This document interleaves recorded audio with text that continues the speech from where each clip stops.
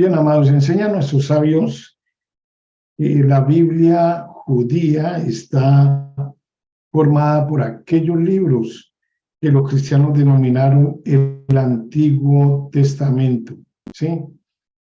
Por más que los judíos, el pueblo de Israel, no usen este término, es así. Se trata realmente de una obra muy antigua que se inicia en los tiempos de los comienzos del judaísmo. Pero los judíos, los hijos de Israel, tienen la firmeza de que jamás fueron expresados principios éticos más elevados y ni que un amor tan profundo se manifestó en una obra alguna con posterioridad a las Sagradas Escrituras. Esto es de certeza para el pueblo de Israel. Tampoco Dios reemplazó su pacto con Israel y con el mundo por otro nuevo. Este concepto está en fundamental desacuerdo con el pensamiento lógicamente tanto cristiano como islámico. ¿Qué sucede? Los fariseos que acompañaban en aquella época a nuestro santo maestro Yeshua HaMashiach editaron la Biblia y eran plenamente conscientes de la trascendental importancia de la tarea que se les había sido asignada. La palabra de Dios debía ser preservada para toda la humanidad. No podía existir la menor duda de que esa palabra no habría de ser cambiada jamás, ni revisada o alterada en la más mínima letra. Esta debería permanecer inmutable como una roca para todas las generaciones, para todo el mundo, para todas las edades. Ningún pasaje cuyo sentido fuera dudoso y menos aún equívoco podría ser admitido. No cabía ninguna otra cosa que no fuera de acuerdo a lo que transmitió nuestro Creador en el monte Sinaí a Moshe Rabbeinu. Esto exigió a la postre la más cuidadosa selección entre los muchos libros valiosos que entonces existían, a menos que los rabinos tuvieran la seguridad de que una obra había sido escrita bajo la guía del propio Espíritu Divino de la Ruach HaKodesh. Ella era omitida inmediatamente de lo que era el canon del libro, o sea, bíblicamente no correspondía a esa parte. Los rabinos eran analistas y realmente muy críticos de la Biblia. Sus métodos cambiaban, diferían. Sin embargo, de los empleados en la crítica bíblica moderna, puesto que ellos aplicaban fundamentalmente juicios de carácter moral. Ellos eran muy celosos con todo lo que se trataba en la Biblia, dado que ellos consideraron inclusive a Malaquías como el último de los profetas, y ninguna obra escrita después de él pudo ser incluida. Hasta ahí llegaba lo que era el Antiguo Testamento que conocemos nosotros. Sabemos también que algunos libros de la Biblia se originaron en fechas posteriores, pero los rabinos asumían que sus autores habían vivido en un lejano pasado. Además de todo esto, tuvieron en cuenta el mérito de cada uno de los libros. ¿Contenía el Eclesiastés suficiente inspiración espiritual o simplemente sus palabras se contradecían las unas a las otras? Era demasiado negativo, demasiado escéptico en su filosofía de la vida, el libro de Eclesiastés. Podía ser incluido un tórrido canto de amor como el cantar de los cantares. Algunas veces la experiencia, digámoslo así, personal, incidía sobre la decisión final. Y allí fue donde el rabí Akiva, quien insistió que el libro El Cantar de los Cantares fuera incluido, declarando que si todas las canciones son sagradas, el libro Cantar de los Cantares de Salomón es la más sagrada de todas. Eso fue lo que dijo el rabí Akiva. Akiva conocía el poder del amor de una mujer. Ya todos sabemos la historia del rabí Akiva, cómo hizo para poder estudiar Torá. Sin él, Akiva mismo no hubiera alcanzado la grandeza y su vida hubiera carecido de sentido. Sin ese amor, la Torá hubiera perdido y él habría perdido a la Torá. El cantar fue, pues, interpretado como una alegoría del amor de Dios por el pueblo de Israel. Los puntos de vista en aquella época de los rabinos acerca de los autores de los libros bíblicos contrastan con frecuencia con la crítica actual, moderna. Atribuyeron la autoría de los libros a distintos personajes cuyos nombres quedaron unidos a la obra. Tenemos. Ellos adjudicaron el libro de los jueces Samuel 1 y Samuel 2 y el libro de Ruth al profeta Samuel. El libro de Jeremías fue considerado el autor, Jeremías fue el profeta considerado el autor de los libros de Reyes 1 y Reyes 2 y el libro de Lamentaciones, conjuntamente con el que lleva su propio nombre, el libro de Jeremías. El profeta Ezequiel encabezó un grupo que publicó el libro de Isaías, Yeshayahu, Proverbios, el Cantar de los Cantares, Eclesiastés, y los hombres de la gran asamblea fueron considerados como los autores del libro de Ezequiel.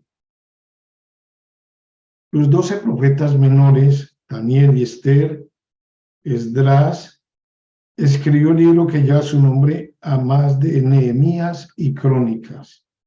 David fue el autor original de los Salmos, que fueron obra de muchos otros además de él mismo. Moche compuso el Pentateuco, todo lo que el Eterno le entregó, y Job también compuso el libro que lleva su nombre. Algunos de los rabinos creyeron imposible que Moche Rabenu hubiera compuesto los últimos versos del Pentateuco, que describieron prácticamente su propia muerte y su entierro. Otros disentían arguyendo que Hachén mismo le había dictado las palabras finales antes de su muerte. Eso ya lo hemos estudiado. Ahora, los libros rechazados habrían de permanecer ocultos a la generalidad de los lectores, no fuera que cayeran en confusión y los consideraran como libros también sagrados. ¿Qué sucedió? Todas estas dichas obras fueron traducidas al griego antes de ser sacadas de circulación, por lo que aún tenemos acceso a ellas. Todavía se los llama libros archivados o apócrifos, y entre ellos se encuentran los libros de Sirá, Esdras, Tobi, Judí, la historia de Susana, y los libros de los Macabeos también están incluidos allí. Estos últimos son el origen de las festividades de Hanukkah. Los Macabeos fueron excluidos del canon simplemente porque llegaron demasiado tarde. Ya sabemos que la Biblia está dividida en 3 secciones principales: la Torá, o los 5 libros de Moche, también llamado el Pentateuco, los profetas y los escritos, que son denominados agiógrafos. Estas sesiones principales fueron a su vez divididas en libros y parágrafos. Estos no existían originalmente ni capítulos ni versículos, y estos fueron agregados durante la Edad Media. Antes la Torá se leía de corrido, no habían capítulos ni habían divisiones con los versículos. Luego, universalmente adoptados, como decíamos anteriormente, durante la Edad Media, la Torá, los Neivim, los profetas y los Ketuvim, que son los escritos, constituyen la Biblia, utilizando las primeras letras de las 3 sesiones. Los judíos la llamaron Taná, es decir, la Biblia y el Tanakh son lo mismo. La Torá, en un sentido estricto, el término se refiere a los 5 libros de Moisés, que son Génesis, Éxodo, Levítico, Números y Deuteronomio. Todos estos libros refieren a la historia de los principios del mundo a través de la palabra de Dios. Los patriarcas entran en escena y se relata la esclavitud de los judíos en Egipto, como estamos estudiando en el libro de Éxodo Shemó. Aparece Moche, el maestro, para conducir a su pueblo a la libertad. Los 10 mandamientos son revelados, las leyes proclamadas, y se construye la tienda de reunión, donde se reunía el pueblo de Israel con su primer redentor, Moche Rabén. Y allí es donde se prohíben los ritos y las normas de carácter pagano. El hombre escucha por primera vez un mandato solemne: amarás a tu prójimo como a ti mismo. Está escrito en el libro de Vayikra, Levítico capítulo 19, versículo 18. Y se hacen conocer las palabras: Adonai te bendiga y te guarde. Adonai te ilumine con su presencia y te otorgue su gracia. Adonai se vuelva hacia ti y te conceda la paz, como está escrito en el libro de Números, Bamidbar 6:24 al 26. Y se establece entonces la eterna afirmación de la fe judía. Oye, Israel, Adonai es nuestro Dios, Adonai uno es. Ama a tu Dios con todo tu corazón, con todo tu ser y con todas tus fuerzas. Y estas palabras que yo te ordeno hoy estarán sobre tu corazón, y hablarás de ellas a tus hijos, y hablarás de ellas en tu casa, y andando por el camino, y al acostarte y cuando te levantes. Y las atarás como una señal en tu mano, estarán como frontales entre tus ojos, y las escribirás en los postes de tu casa y en tus puertas. Está escrito en Devarim, Deuteronomio capítulo 6, versículos 4 a 9. Esas son las palabras que los niños aprenden cuando comienzan a hablar, y son dichas diariamente, todos los días, hasta el último suspiro. Cada uno de los judíos ha de repetirlas a fin de que su alma pueda elevarse en la entrega de una fe absoluta. Adonai uno es.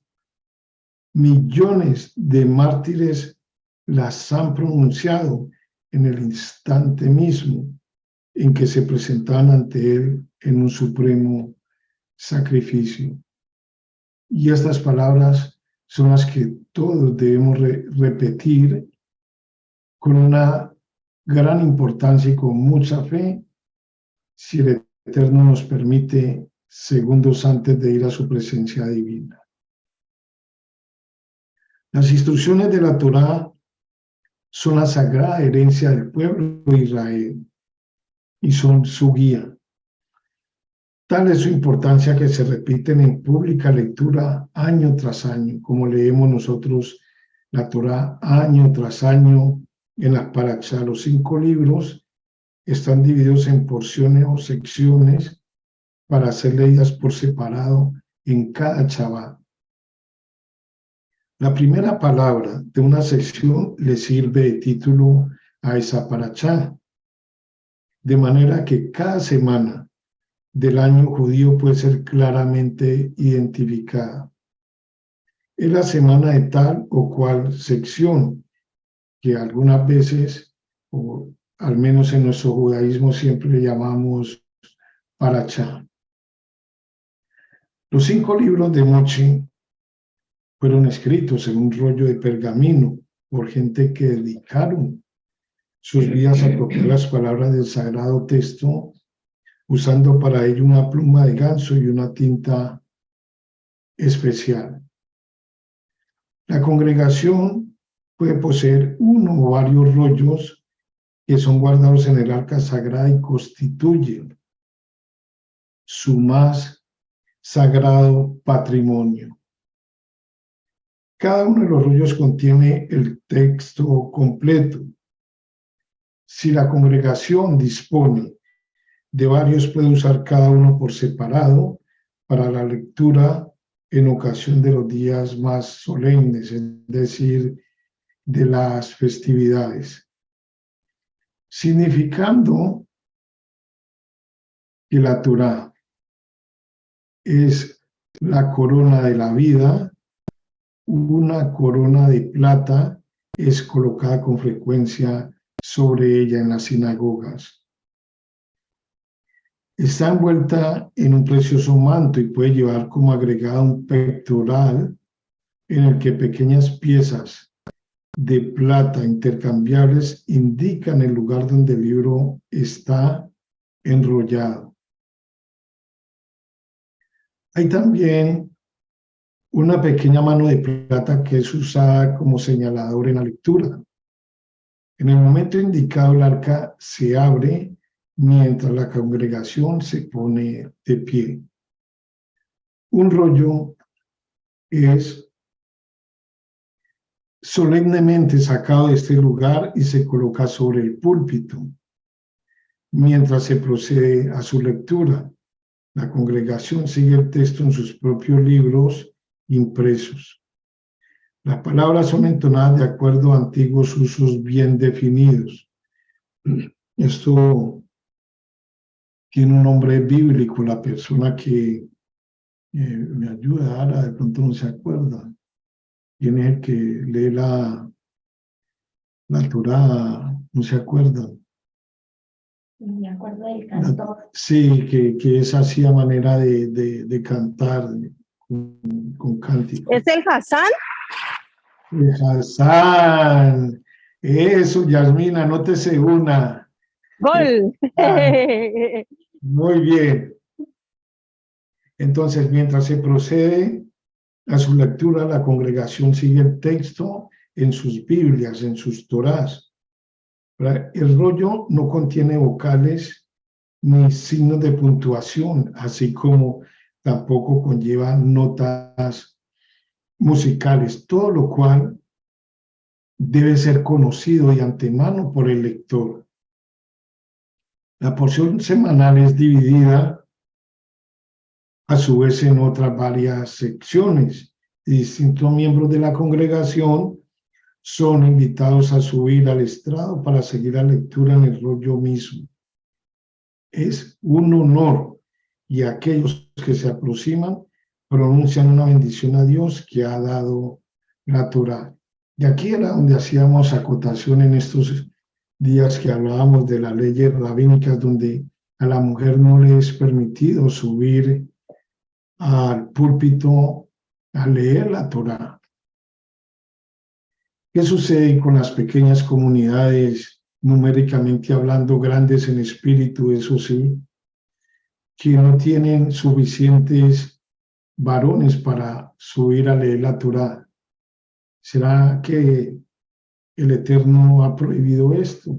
¿Hay algún versículo bíblico donde esté esta prohibición? No la vamos a encontrar. Podemos leernos la Torá de adelante para atrás y de atrás para adelante y esto no lo vamos a encontrar. ¿Ya? Bien. Según la tradición, cada uno ha de prepararse para la lectura semanal de la Torá, repasando los textos de antemano, porque cada palabra tiene su propio sentido y su propia significación. Y ahí es donde entramos a actuar, tanto los maestros como los grandes rabinos, los sabios de la Torá, a interpretar cada palabra que encontremos. ¿Por qué?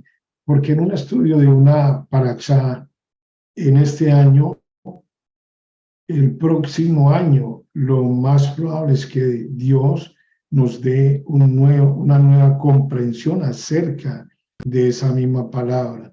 Entonces, por eso es tan importante que nosotros estudiemos, nos preparemos y nos enfoquemos plenamente en el estudio de la Torá para que el Eterno ponga palabra de sabiduría y de entendimiento en cada uno de nosotros que somos los responsables de llevar la Torá a cada una de las comunidades. Ahora, según la tradición, cada uno de los ha de prepararse para la lectura semanal de la Torá, ¿cierto? Repasando los textos de antemano. Cada palabra está viva. Si se encuentra en el rollo el más ligero error, no podrá ser utilizado hasta que la falta sea corregida. Y enseñan a sus sabios que si es viejo y se ha vuelto borroso, el libro por completo debe ser enterrado igual que si se tratara de una persona. No puede ser tirado al tarro de la basura, no puede ser quemado, no puede ser abandonado en algún lugar, no hay que enterrarlo. Bien. En la sección de la Torá hallamos Salmos, Proverbios, el libro de Job, el Cantar de los Cantares, Ruth, Lamentaciones, Eclesiastés, Nehemías, Crónicas, ¿sí? El carácter de estos libros difiere grandemente entre sí. Por ejemplo, Esdras y Nehemías nos ofrecen una relación de la obra de reconstrucción física y espiritual realizada por los que regresaron del exilio babilónico, bajo la guía de los dos hombres que dan a su nombre a ambos libros. Crónica refiere la historia y la define como una marcha a través del tiempo hacia el establecimiento permanente de la casa de David. Daniel, profeta, por ejemplo, prevé acontecimientos cataclísmicos al final de los días y destaca la mano de Dios escribiendo su juicio y su condena en los muros de las casas donde moran los malvados. Pero los justos, los sadiquín, salen intactos del horno en llamas al que fueron arrojados, puesto que habiéndose negado a reverenciar a los ídolos, ellos merecen ser redimidos. Proverbios, el libro de Proverbios, exalta el valor de la sabiduría y se lanza un elocuente elogio de la mujer virtuosa, mientras que el libro de Job reivindica los caminos de Dios. Amados, ya para terminar, nuestros sabios nos enseñan que el libro de Ruth habla del amor por un ideal. Ruth, la moabita, se ha casado con un judío y lo pierde después de un breve periodo de felicidad conyugal. Viuda y pobre, Ruth permanece fiel a los ideales de la vida judía que ha conocido, que ha abrazado. Ni siquiera las súplicas de su suegra, que la insta a recomenzar una nueva vida, pueden convencerla. Donde quiera que tú fueres, iré yo. Tu Dios será mi Dios.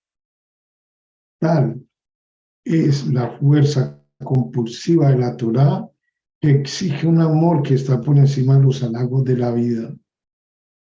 Cuando Ruth se vuelve a casar, el suyo es el amor de la madurez y David, el rey, es su descendiente.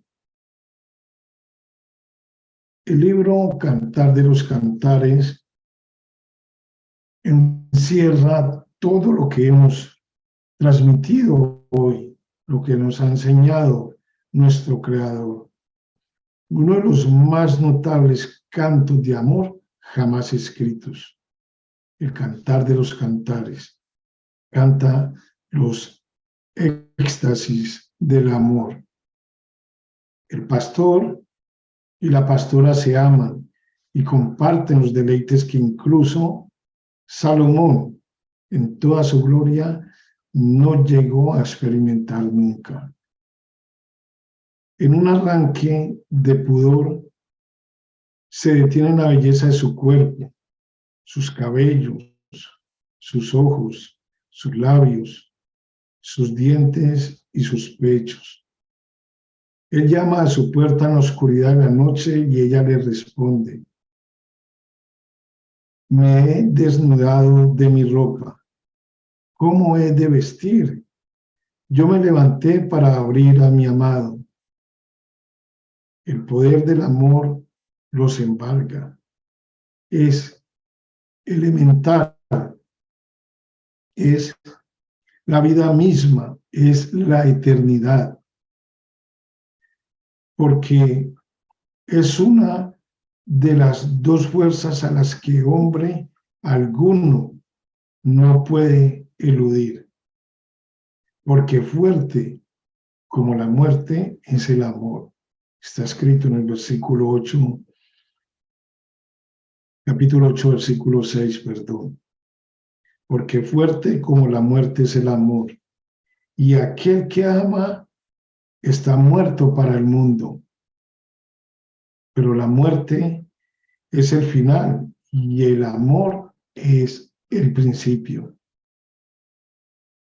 La muerte es la derrota y el amor es la victoria. Y la pasión humana, que fue creada por Dios, es buena. Es el reflejo del amor apasionado de Dios por su creación. Shalom, shalom.